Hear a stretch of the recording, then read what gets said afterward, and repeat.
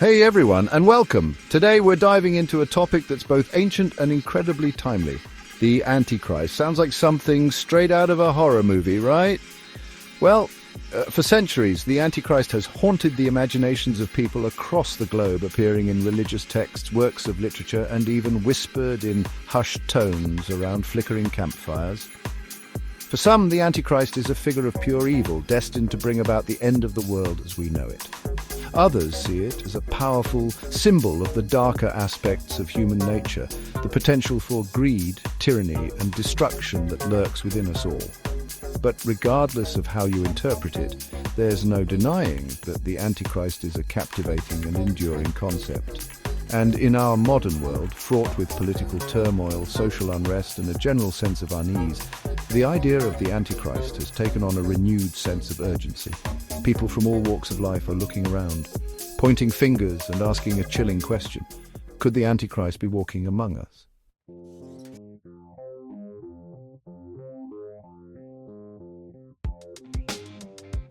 The concept of the Antichrist, as unsettling as it might seem, isn't a new one. It has its roots in ancient religious texts, evolving over centuries of interpretation and debate. One of the earliest mentions can be traced back to the Bible, specifically the letters of John, where the term Antichrist is used to describe those who deny the divinity of Jesus. As time went on, this idea of an Antichrist, a figure opposed to everything good and holy, began to take on a more concrete form. Medieval theologians, grappling with the uncertainties of their time, elaborated on these early biblical references, painting vivid portraits of a charismatic deceiver who would rise to power, leading the faithful astray, and ushering in an era of tribulation. These images, often grotesque and terrifying, served as stark warnings, reminding people of the ever-present potential for evil to take root and spread like wildfire.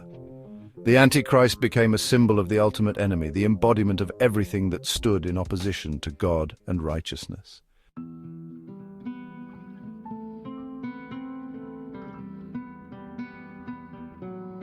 Fast forward to the 21st century, and the Antichrist hasn't faded into some dusty ancient myth.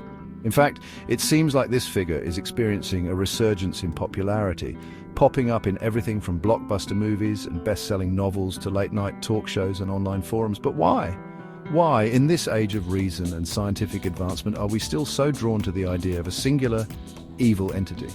Perhaps it's because the world today, for all its progress, still feels incredibly uncertain. We're bombarded with news of climate change, political polarization, economic inequality, and global pandemics. It's easy to feel like the world is spiraling out of control, that we're teetering on the brink of something terrible. And in times of fear and uncertainty, people often look for someone or something to blame. They search for answers, for explanations, for someone to tell them that everything will be all right. And sometimes the easiest answer, the most comforting narrative, is the one that places the blame at the feet of a single, all-powerful enemy, the Antichrist.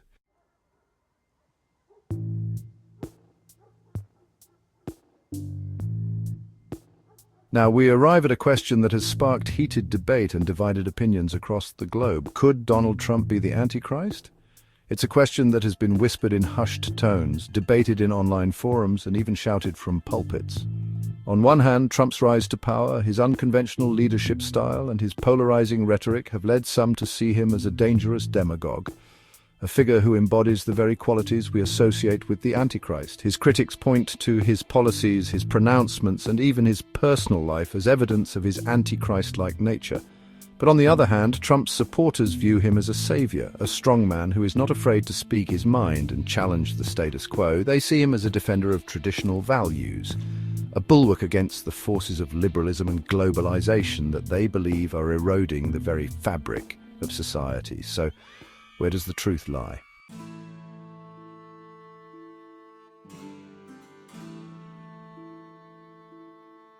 To understand the Antichrist, we need to crack open the Bible, specifically the book of Revelation. This book, often described as a cryptic and symbolic masterpiece, is like the final mind-bending season of a TV show, full of wild imagery and apocalyptic battles. It's here that we find some of the most detailed descriptions of the Antichrist, or as Revelation calls him, the beast. Picture this: a 7-headed, 10-horned monster emerges from the sea, spewing blasphemies and waging war against the saints. It's a scene straight out of a heavy metal album cover, but for centuries theologians have been trying to decode its hidden meanings. Some interpret the beast as a literal physical being, a demonic entity who will one day walk the earth. Others see it as a symbolic representation of evil, of corrupt systems, or of a specific empire or ideology. Either way, the book of Revelation paints a pretty grim picture of what happens when this Antichrist figure takes center stage.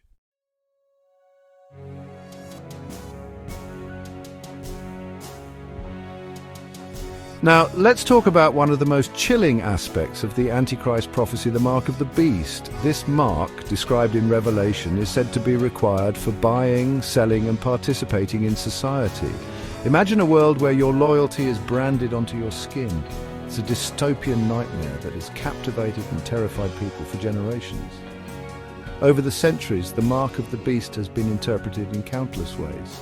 Some see it as a literal mark, a tattoo or microchip. Others view it as a metaphorical mark, a symbol of conformity.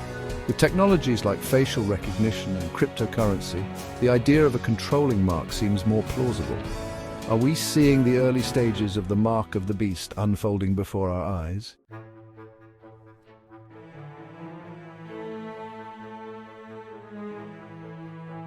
The Antichrist isn't just some two-dimensional villain in the biblical narrative. He's described as a master manipulator, a charismatic deceiver who uses trickery and charisma to gain power and influence.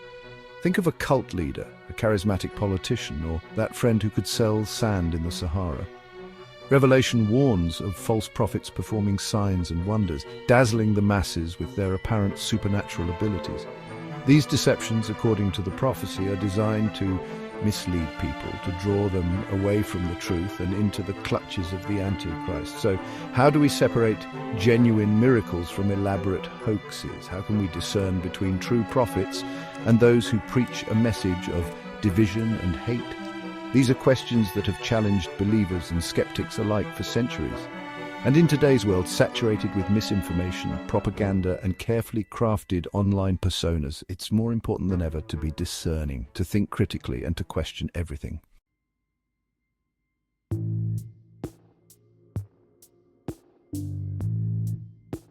The book of Revelation doesn't sugarcoat things. It paints a pretty bleak picture of what life under the Antichrist's rule would look like.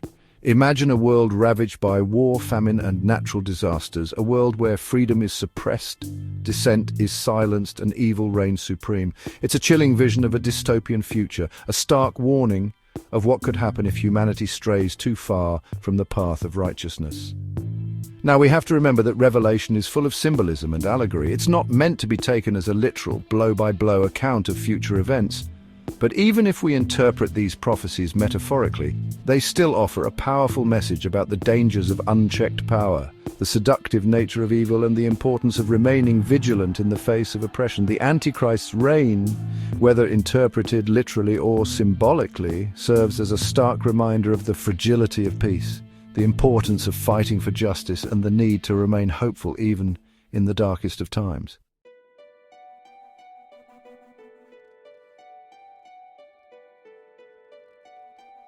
The Antichrist isn't just a figure relegated to ancient texts. Throughout history, various individuals have been branded with this ominous title. From Roman emperors to dictators, the list of accused antichrists is long.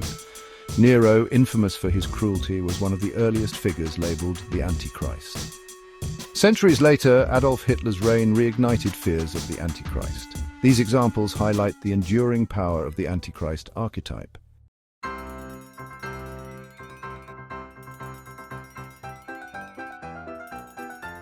Remember those old-timey preachers, the ones who'd stand on street corners, Bible in hand, predicting the end of the world? Well, they've gone digital.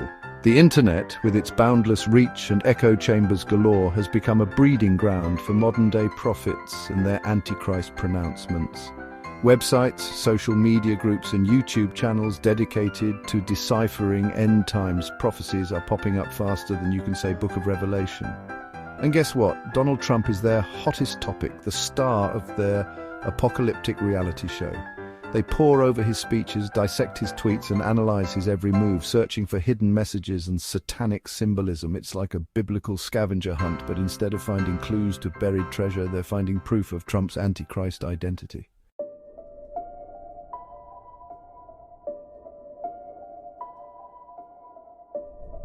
Where there's talk of the Antichrist, conspiracy theories are sure to follow. And in the case of Donald Trump, the conspiracy theories are about as plentiful as his tweets. Some claim he's a secret Muslim working to undermine Christianity from within. Others believe he's in cahoots with the Illuminati, a shadowy cabal hell-bent on world domination. There are even those who believe he's a descendant of the Nephilim, those giant biblical baddies who wreaked havoc back in the Old Testament. It's a wild ride through the darkest corners of the internet where logic goes to die and every coincidence is proof of a sinister plot.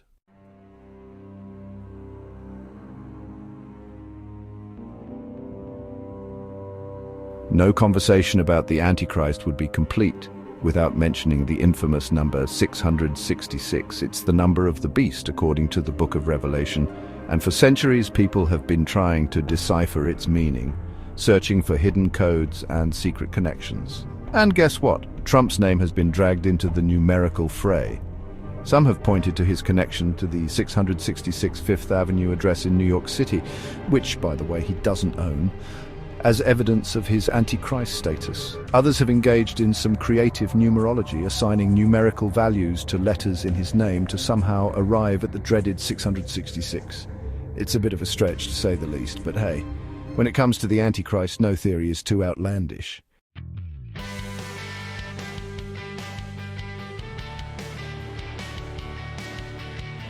Now, here's where things get really interesting, and by interesting I mean potentially dangerous. The idea of the Antichrist has long been used as a political weapon, a way to discredit opponents and demonize those with different beliefs. Throughout history, religious leaders and political figures have used the spectre of the Antichrist to rally their followers, justify their actions, and silence dissent. And in our modern political landscape, where polarization reigns supreme and civil discourse seems like a distant memory, the Antichrist label has become a convenient way to dismiss opposing viewpoints without engaging in any real debate. When belief systems become intertwined with political ideologies, it can create a dangerous cocktail, one that can lead to intolerance, extremism, and even violence.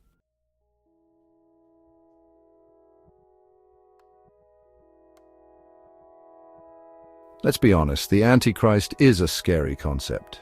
The idea of a charismatic deceiver leading the world astray, ushering in an era of tribulation and suffering, is enough to keep anyone up at night. And in a world grappling with real-life challenges like climate change, pandemics, and economic instability, it's understandable that people might be feeling a bit anxious about the future. Fear can be a powerful motivator. It can drive people to seek answers, to cling to beliefs that offer a sense of order and control in a chaotic world. And for some, the idea of the Antichrist provides a simple explanation for the complexities of the world, a single point of blame for all that is wrong.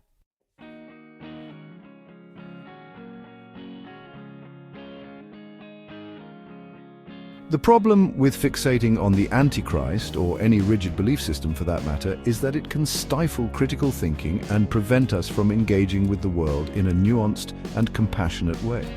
When we become so convinced of our own righteousness, so certain that we possess the ultimate truth, it can lead to intolerance, judgment, and a refusal to consider alternative perspectives. The world is a messy, complicated place, and reducing complex issues like political leadership, social unrest, or global conflicts to a simplistic good versus evil narrative does a disservice to the very real challenges we face.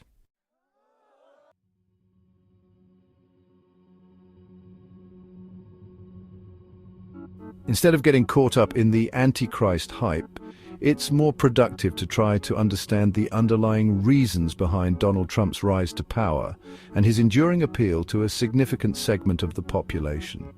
Love him or hate him, There's no denying that he tapped into a deep well of frustration, anxiety, and resentment among a group of people who felt ignored, marginalized, and disenfranchised by the political establishment. To dismiss these supporters as simply brainwashed or evil is not only inaccurate but also counterproductive. If we want to move forward as a society, we need to engage in meaningful dialogue, listen to each other's perspectives, and find common ground, even when it's difficult.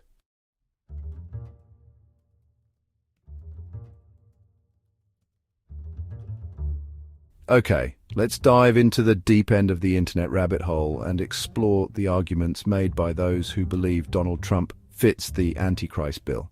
Now, I'm not saying I agree with these arguments, but hey, we're all about exploring different perspectives here, right? Just remember to put on your critical thinking caps, folks.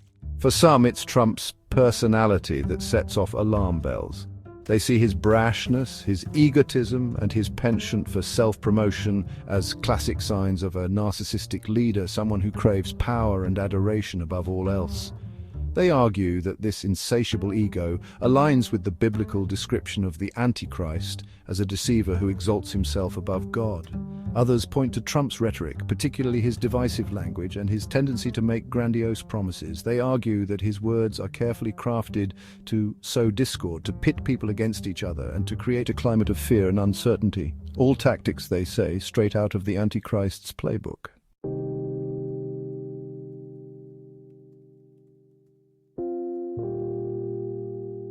If you spend enough time browsing the online forums and websites dedicated to the Trump as Antichrist theory, you'll start to notice some recurring themes, some common threads that weave their way through the arguments. Let's pull back the curtain and examine these themes, shall we?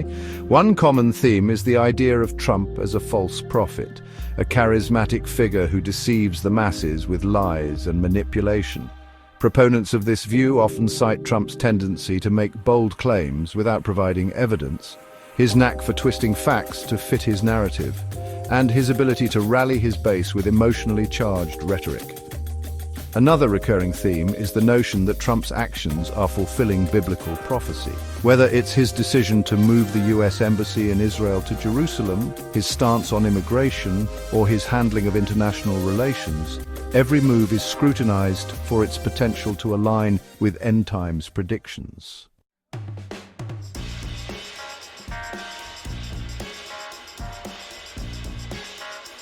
One of the most common accusations leveled at Trump by those who subscribe to the Antichrist theory is that he's a master manipulator, a charismatic figure who uses his words to control and deceive the masses. They point to his ability to command attention, to rally his followers with fiery speeches, and to tap into people's deepest fears and desires as evidence of his manipulative prowess. Now, there's no denying that Trump possesses a certain charisma, a larger-than-life personality that both attracts and repels. He's a showman, a master of self-promotion, and he knows how to work a crowd. But is this charisma proof that he's the Antichrist? Or is it simply a reflection of his personality and his skill as a communicator? After all, charisma, in and of itself, is not inherently evil. It's a tool that can be used for good or ill, depending on the intentions of the wielder.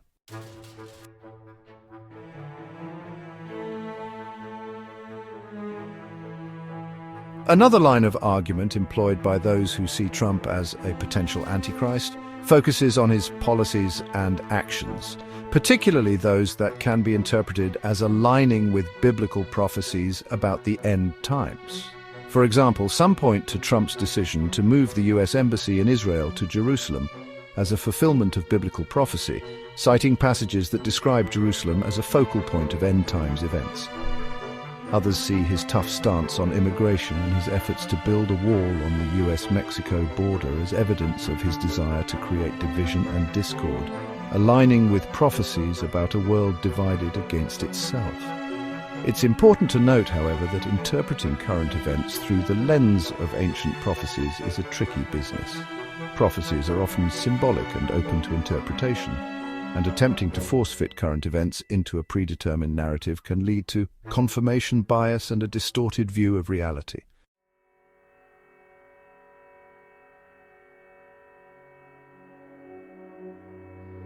Trump's unconventional approach to foreign policy and his impact on international relations have also fueled speculation about his potential Antichrist status. His America First agenda, his withdrawal from international agreements, and his often confrontational approach to diplomacy have led some to believe that he is actively working to undermine global order and usher in an era of chaos and conflict, a hallmark of the Antichrist's reign according to some interpretations. His critics argue that his actions have alienated allies, emboldened adversaries, and eroded America's standing in the world, creating a power vacuum that could be exploited by those with less than noble intentions. They point to rising tensions in the Middle East, the resurgence of nationalism, and the threat of nuclear proliferation as evidence that the world is becoming a more dangerous and unstable place under his leadership.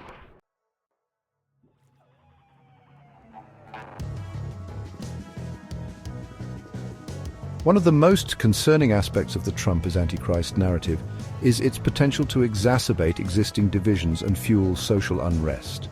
The belief that a political leader is the embodiment of evil can create a climate of fear, suspicion, and intolerance, making it difficult to engage in constructive dialogue or find common ground. When people view the world through the lens of good versus evil, with their political opponents cast as agents of darkness, it becomes easy to demonize and dehumanize those who hold different views. This kind of us versus them mentality can lead to increased polarization, making it even more challenging to address complex social and political issues in a meaningful way.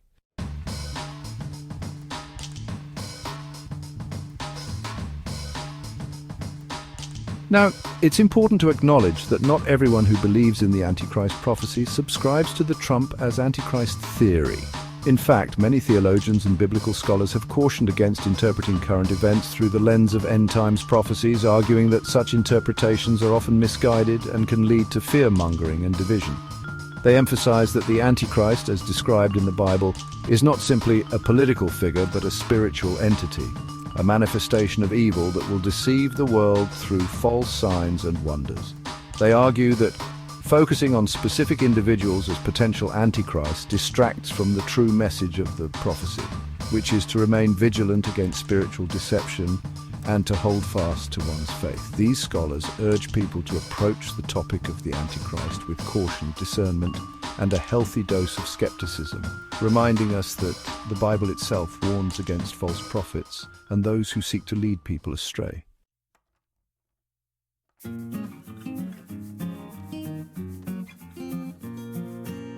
One of the biggest challenges in trying to pin the Antichrist label on anyone, let alone Donald Trump, is the slippery nature of prophecy itself. The book of Revelation, where most of the Antichrist talk originates, is notoriously dense and symbolic. It's like trying to decipher a dream you had after a late-night cheese pizza binge. Things get weird, and interpretations vary wildly. Some folks take a literal approach, believing every word of Revelation is a play-by-play of future events. They scour the news for headlines that match up with specific verses, convinced they've cracked the code. Others argue for a more symbolic understanding, seeing Revelation as a message about the ongoing struggle between good and evil, with the Antichrist representing the broader forces of darkness and oppression. This debate over literal versus symbolic interpretation isn't new. It's been raging for centuries, and it's unlikely to be settled anytime soon. But it's an important debate to keep in mind when we're talking about the Antichrist, because it highlights the inherent ambiguity of these prophecies.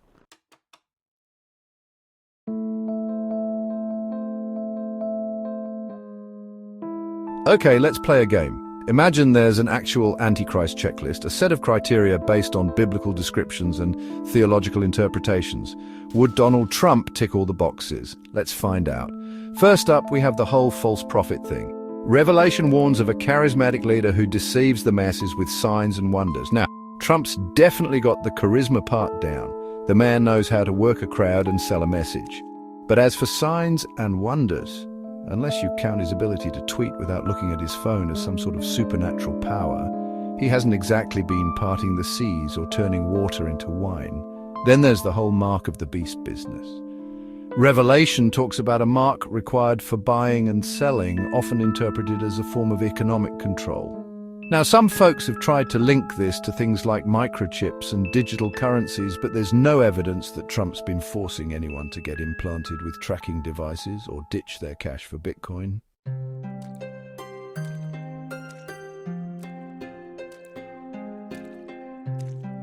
The Trump debate is fascinating and frustrating, depending on your viewpoint. It's like an abstract painting. One sees a masterpiece, another sees chaos. Supporters see a savior, a no-nonsense businessman. They admire his confidence and America-first approach. Detractors see a dangerous demagogue. They're appalled by his rhetoric and policies. The reality is likely somewhere in between. Trump is complex, with both positive and negative qualities.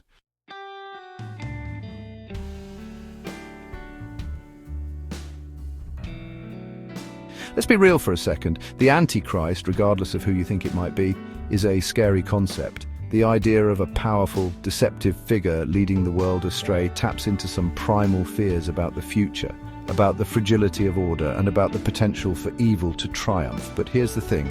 Obsessing over the Antichrist, trying to find him lurking around every corner, can distract us from addressing the very real challenges facing our world. Climate change, economic inequality, political polarization. These are real threats that require our attention and action. Instead of channeling our anxieties into deciphering ancient prophecies, let's channel them into constructive action. Let's work towards creating a more just, sustainable and equitable world for everyone. Because honestly, a world ravaged by climate change or torn apart by social unrest sounds way scarier than any biblical prophecy.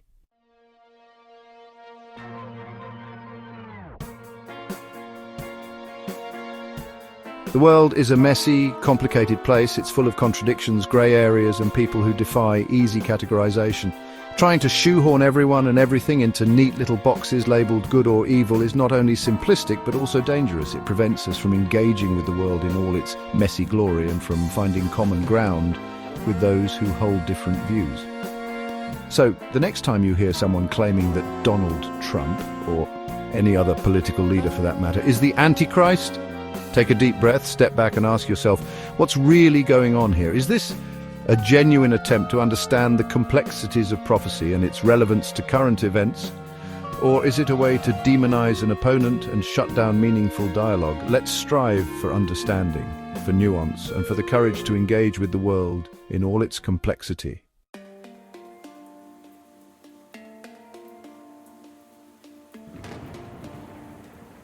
Well, folks, we've journeyed through ancient prophecies, dissected biblical verses, and explored the darkest corners of the internet, all in pursuit of an answer to the burning question, is Donald Trump the Antichrist? And after all that, I gotta be honest with you, there's no easy answer.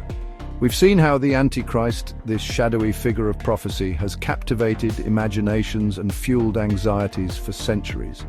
We've explored the arguments both for and against with the rigor of a forensic accountant auditing a particularly chaotic tax return. But ultimately, the question of whether Trump fits the bill remains a matter of interpretation of faith and perhaps a healthy dose of skepticism. Some folks are convinced, pointing to his personality, his policies, and even the numerical value of his address as irrefutable proof. Others see it as a load of hogwash, a way to demonize a political opponent and stir up unnecessary fear. And then there are those of us, perhaps the majority, who are left somewhere in between, scratching our heads and wondering if we missed something crucial along the way.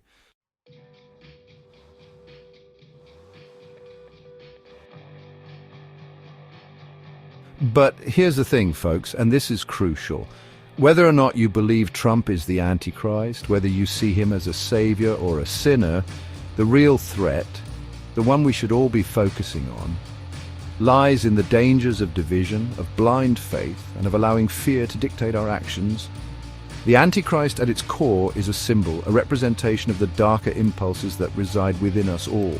The potential for greed, for power, for the abuse of authority, and these impulses don't need a prophecy to manifest. They rear their ugly heads in our political systems, in our social structures, and even in our own hearts. So, instead of obsessing over whether Trump is the Antichrist, let's focus our energy on combating the real-world manifestations of these darker impulses.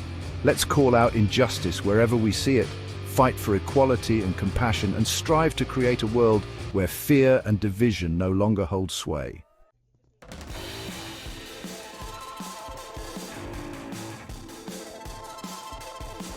Now, I've thrown a lot of information your way, and I'm sure you've got your own thoughts brewing, so let's hear it. Do you think Donald Trump fits the Antichrist profile? What aspects of the prophecy resonate with you, and which ones seem like a stretch? This isn't about right or wrong answers, folks. It's about engaging in a respectful and thought-provoking discussion about a topic that has captivated and confounded people for millennia. So, hit that comment section below and share your perspective. And hey, while you're at it, don't forget to give this video a thumbs up, subscribe to the channel for more mind-bending explorations, and hit that notification bell so you don't miss out on future uploads. Until next time, stay curious, stay engaged, and most importantly, stay skeptical.